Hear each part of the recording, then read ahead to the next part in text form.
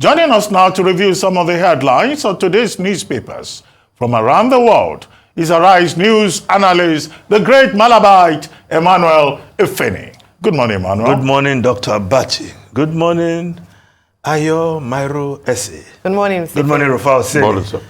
We'll start the review with this day Nigeria's newspaper of record. We'll start with the story just above the lead. In historic move, NEC transfers regulatory oversight to Enugu Electricity Commission. State-controlled regulators to determine tariffs for residents. Yes. Yes, in line with the new Electricity Act. Yesterday, the Nigerian Electricity Regulatory Commission transferred regulatory oversight to Enugu Electricity Commission. And that commission will be in a position to determine the tariff in that area. I think when we talk of devolution, it's not only power. Power as in political power, power as in electricity, and now in line with the new Electricity Act, this action is being taken. But we'll see how it will pan out because the one bill fits all, which we have been operating, which is even what this so-called band is all about, because that commission, in line with the distributors in that zone, will now sit down with other stakeholders, including the consumers, and they will, I'm sure whatever is arrived at will be more acceptable than one regulatory authority sitting in Abuja and dishing the same instruction to one and all across Nigeria. Now, the lead story, Tinubu external funding fueling illegal mining terrorism in Africa, says global community owes continent duty to fight against illegal activities. Call for regional counter-terrorism center to combat terrorism. Stresses Africa must address social injustice, poverty. President approves recomposition of NSWG for Haiti. Now, of course, yesterday, the high-level African counter-terrorism meeting held in Abuja with 4 heads of states in attendance. Of course, a number of suggestions and proposals on the table to deal with the issue of insecurity across the West African sub-region and indeed in Nigeria. Well, these leaders coming together, there's really need for that kind of synergy to tackle the issue of insecurity. We just hope they will go beyond the talk shop and put concrete action on ground to some of those proposals already on the table. And talking about illegal mining, illegal stealing of Nigerian oil, yes, countryman, as they call him, Sirake Dixon, was even calling a short while ago that stolen Nigeria oil should be branded as blood oil in the international market. Well, you only need to look at the root of that terminology, blood diamond. In the war, during the Liberian War, the child stealers of this war, killing people and taking diamonds to fund the war activities. But in the case of Nigerian oil, the stealing is more or less connivance between those thieves, state actors, and the international buyers who come here to steal our oil. So when our people connive, those who are supposed to protect our facilities connive with thieves to take our oil, I don't see how anybody will decide to term that as blood oil. But what we should do at home is to deal with the security issues. Perhaps as former President Goodluck Ebele Jonathan puts it once, Ruben, you remember, he said, Nigeria is about the only oil-producing country in the world where they steal the crude and take away. So we need to do a lot of self-introspection as a nation. That is, Nigeria need to do a lot of self-introspection and deal with those, because if there are no collaborators at home, nobody will be able to take Nigerian oil out of this country and you call them stolen crude. No. So we need to do more work at home. Now, the Business Day newspaper, Naira loses steam as stronger dollar spooks emerging markets.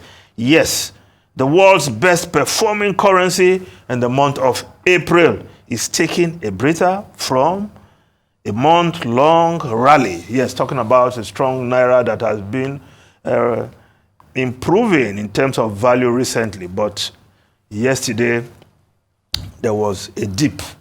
And on Monday, with banks selling a dollar for 1,224 compared to 1,267, yes, 1,167 on Friday, excuse me, while currency traded at the currency at 1,770 per US dollar in the street trading. That's what the Business Day is reporting. So the Naira, again, another dip. But let's just hope the CBN and the managers of our economy have their plan well in place. This is just a blip, not necessarily a dip. And before long, the trajectory of the improving value of the Naira will see again. Now, the Guardian newspaper, recapitalization.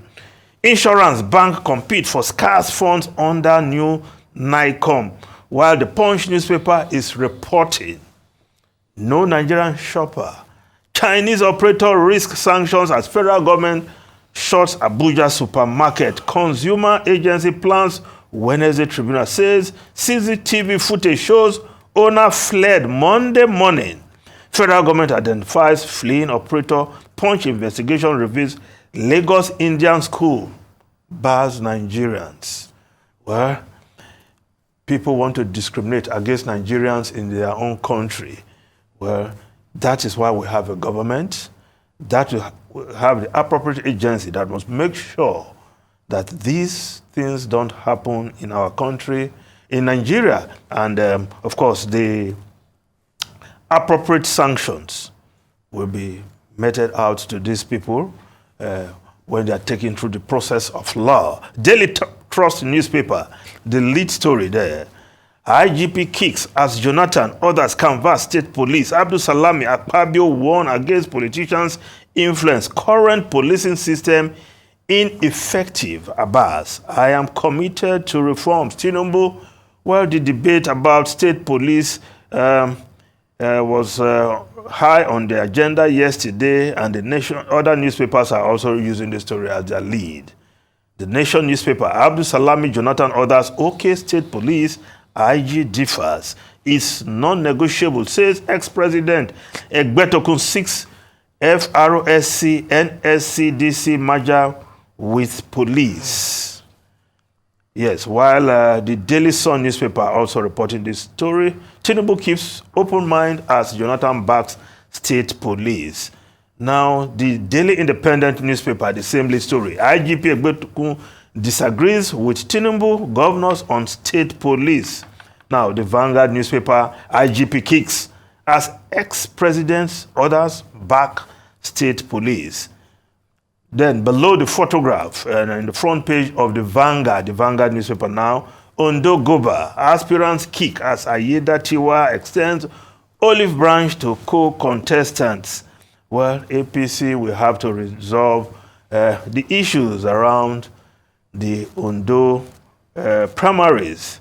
A lot of those stakeholders are kicking that it wasn't a proper primaries that took place over the weekend. But Ayeda Tiwa, the governor who has picked the ticket according to the results of that, unveiled there by the Kogi State governor. He has the ticket, but how the PDP hierarchy will deal with the discontent is what is left to be seen. Now, we go to South Africa. This hierarchy. Yes. the Citizen newspaper, an energy plan was true. South Africa has not had load shedding for 4 weeks, but Electricity Minister Ngozi Show Ramakopa, yeah, I have to get used to these South African names, you know, says although progress is being made, there are likely to be setbacks. Well, South Africa, the power sector, energy, well, they've had 4 weeks without any load shedding. Well, you say they're making some progress there, although they have had their own problems as well. But the Business Day newspaper of South Africa, NPA, offers carrot to dodgy firms. It can offer dispute resolution with those implicated in corruption. While, the UK newspapers now will take the Daily Telegraph. Rwanda migrants to be detained within days. Yes, Sunak sets aside 150 judges and 25 courts to get flights off the ground by summer. Okay. Ruben, I hear we need to go now, but some quick update, like you were saying yesterday, Dr. Bati. MK finally did win the case against ANC, as regards the trademark case. That's what I said. Yeah, so finally did win that case, and that's just to show that the political parties have split down the middle. As regards power, 4 weeks, South Africa has been having a very worst-case scenario load shedding that has been continuous for a while, and to a very large extent, yeah, they've been able to stem it up, but it has not solved the problem as regards the power sector in South Africa, which is largely led by a company that was doing so well before at a point, but because of a lot of corruption, since they returned to democracy in the system, then they've not been able to fire all their coal power plants. I hear we need to go now.